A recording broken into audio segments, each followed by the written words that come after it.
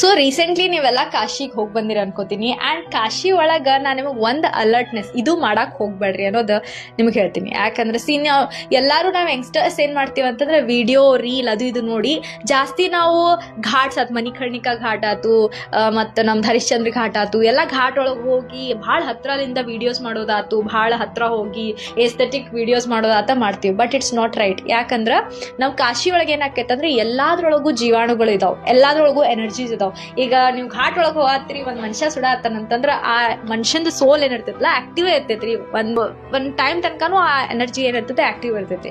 And ಆ ಆರಾ ನಿಮ್ಮ ಆರಾಗ effect ಆಗುವಂಥ ಚಾನ್ಸಸ್ ಇರ್ತೈತಿ, ಆ ಎನರ್ಜೀಸ್ ನಿಮ್ಗೆ ಹಿಟ್ ಆಗುವಂಥ ಚಾನ್ಸಸ್ ಇರ್ತೈತಿ. ಸೊ ಪ್ಲೀಸ್ ನೀವೇನಾದರೂ ಕಾಶಿ ಒಳಗೆ ಇದ್ದೀರಿ, ಇಲ್ಲ ಕಾಶಿ ಹೋಗಾಕತ್ತೀರಿ ಅಂತಂದ್ರೆ ಹೋಗ್ರಿ, ಘಾಟ್ಸ್ ಎಲ್ಲ ಹೋಗ್ರಿ. ಬಟ್ ಭಾಳತನ ಆ ಘಾಟ್ ಕಡೆ ನಿಲ್ಲೋದೆಲ್ಲ ಮಾಡಕ್ಕೆ ಹೋಗ್ಬೇಡ್ರಿ.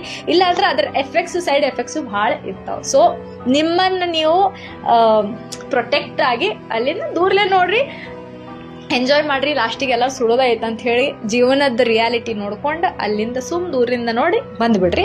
ಅಲ್ಲೇ ಜಾಸ್ತಿ ಹೊತ್ತು ನಿಲ್ಲೋದಾತು, ಅಲ್ಲಿಂದ ಸಾಮಾನುಗಳಿಂದ ಇಲ್ಲಿಂದ ಅಲ್ಲಿಂದ ಮಾಡೋದಾತು, ನಕ್ಷಾಟಿ ಮಾಡೋದಾತು ಬೇಡ. ಬಿಕಾಸ್ ಅದು ಚಲೋ ಅಲ್ರಿ. ಸೊ ಇದು ಒಂದು ಇನ್ಫಾರ್ಮೇಶನ್ ಅಂತ, ಬಿಕಾಸ್ ನನಗೆ ಅದು ಎಫೆಕ್ಟ್ ಆಗಿದೆ. ಸೊ ನಿಮಗೆ ಆಗ್ಬಾರ್ದು ಅಂತ ಹೇಳಿ ನಾನು ನಿಮ್ಗೆ ಹೇಳತ್ತೀನಿ ಅಷ್ಟೇ.